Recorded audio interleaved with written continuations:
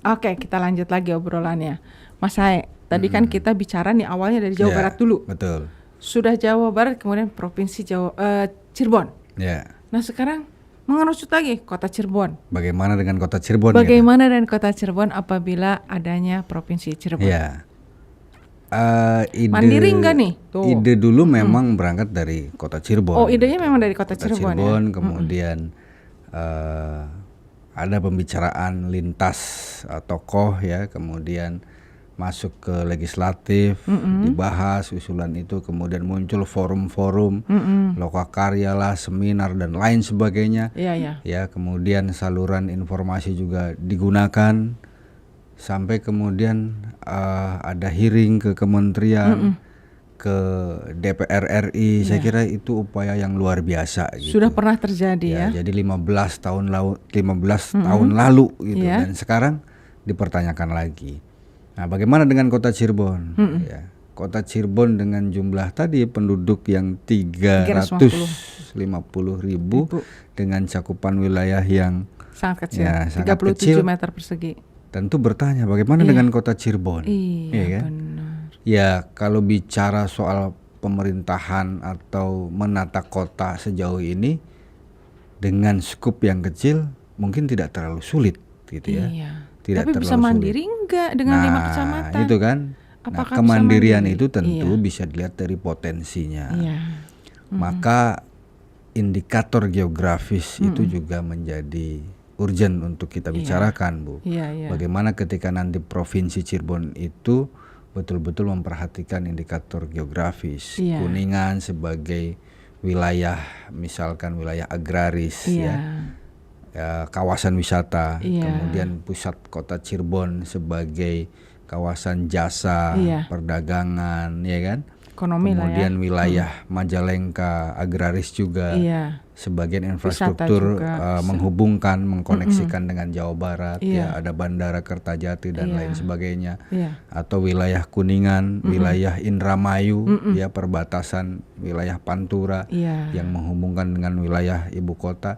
Saya kira itu indikator geografis yang betul-betul harus berkoneksi ya di antara 7 kota kabupaten nanti nih. Calon kota. Cirebon, bagaimana dengan Kota Cirebon? Ya, Kota Cirebon itu kota yang memang berada di perlintasan, di tengah ya. Di tengah-tengah dari ketujuh itu semua. Connectingnya tuh ada di Cirebon. Maka Cirebon seperti pembahasan kita kemarin, magnetnya tuh Kota Cirebon. Ya.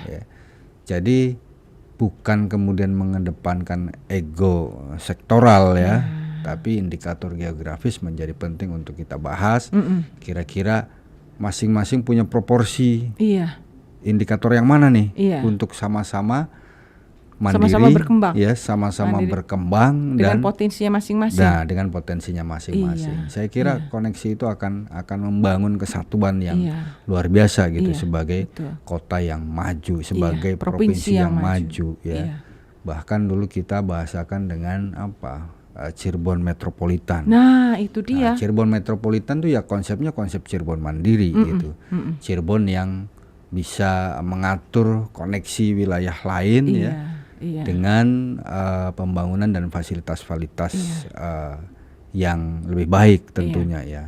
Kemandirian warganya, kemandirian pembangunannya, survive untuk bertahan secara politis ya, bagaimana mengatur anggaran, bagaimana meningkatkan PAD dan lain sebagainya, termasuk tata wilayah kotanya. Ya, metropolis itu kan terkesan kota yang super sibuk gitu ya, yang semua ada, dan saat ini menunjukkan ke arah itu ya. Metropolis itu kan sebenarnya hanya istilah. Istilah. Memang sudah menuju ke sana, Mas saya.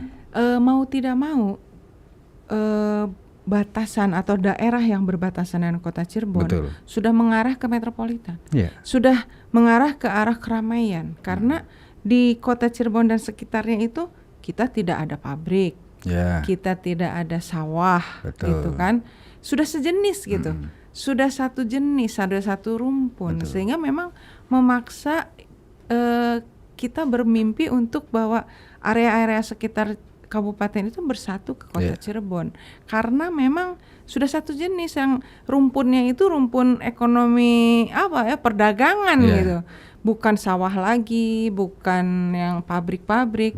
Yang pabrik daerah yang lain gitu. Jadi memang tadi Mas saya mengatakan bahwa Kuningan agraris, Majalengka agraris dengan Indramayu, wilayah pantai kan gitu. Jadi sudah ada kekhasannya. Nah, kota Cirebon memang metropolitan gitu.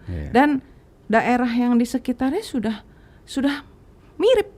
Udah sama ramainya. Jadi memang area itu harus disatukan. Betul. Walaupun orang kabupaten mengatakan enak aja area yang ramai dikasihkan ke kota. Enak aja yang kota dimasuk. Karena padahal sih memang keadaannya memang sudah serumpun gitu. Biarlah kabupaten berkembang dengan keistimewaan dia sebagai produsen untuk padi kan banyak luas, atau pabrik atau pinggiran pantai, silahkan berkembang dengan itu gitu. Nah, kota Cirebon memang harus serumpun dengan yang perdagangan yang seperti itulah yang kemudian disebut kalau konsep pembangunan wilayah penyangga itu kan kesannya wilayah yang kemudian menjadi ujung tombak gitu. Nah, tetapi bicara tentang indikator geografis tadi dengan ciri khasnya masing-masing, maka tidak lagi kemudian bicara parsial, saling mendukung, saling menopang untuk wilayah yang mandiri. Support pertanian ada di Majalengka, Kuningan, support misalkan kawasan pantai Indramayu, Cirebon sampai Kabupaten Cirebon Nah, itu mengkoneksikan kebutuhan-kebutuhan gitu ya. Jadi kita tidak bergantung kemudian misalkan harus pertanian harus mengandalkan wilayah lain ketika kita musim kemarau terjadi puso ketika bersatu ada wilayah Majalengka dan Kuningan itu kan saling support saling untuk mandirian mendukung gitulah untuk Cirebon dalam untuk menuju kemandirian itu. Maka sudahlah ego sektoral itu hilangkan, selesaikan. Ini demi pembangunan wilayah yang lebih mandiri. Nah, bagaimana dengan kota Cirebon tadi? Ya tentu pembahasannya tidak parsial Era dulu, era sekarang, saya kira sekarang lebih terbuka Tidak lagi bicara dikotomi antara kota kabupaten tidak lagi runcing tuh perdebatan warga kota atau kabupaten gitu. Tapi bagaimana warga kota juga toh faktanya sering atau mungkin banyak juga yang punya rumah di kabupaten. Warga kabupaten juga banyak yang bekerja di kota Cirebon. Yang bekerja di kota Cirebon, banyak yang sekolah di Cirebon. Saya kira itu clear lah untuk persoalan itu. Udah jangan kekeh-kekehan gitu. Ego sektoral harus dihilangkan. Harus sudah mulai. Kalau memang betul-betul kita sepakat untuk Cirebon mandiri gitu. Provinsi kita kan jadi wacananya Provinsi Cirebon. Ya harus begitu memang para pemirsa, bahwa kita harus sudah mulai lebih dewasa. Dewasa dalam berpikir. Saya ini orang Jawa Barat, Mas. Bukan orang Jawa, saya ini orang Sunda, Mas. Tapi kan dari kecil ada di kota Cirebon gitu. Tidak merasa bahwa saya orang Jawa Barat gitu. Saya orang Cirebon nih. Walaupun saya orang Sunda. Dan tentu merasa bahwa bagian daripada kota Cirebon.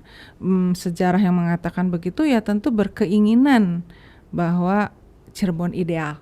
Kota Cirebon ideal karena saya tinggal di sini. Jadi tidak berarti bahwa etnis harus begini enggak. Bukan karena itu gitu, bukan karena itu. Kita harus berpikiran maju kan untuk kedepannya, bagaimana sekarang dan ke depan, dan bagaimana nanti kalau memang wacana Provinsi Cirebon ini diwujudkan. Menarik sekali. Kita akan lanjut pembicaraan kita di sesi berikutnya. Tetap di Berisik, berbagi solusi untuk publik.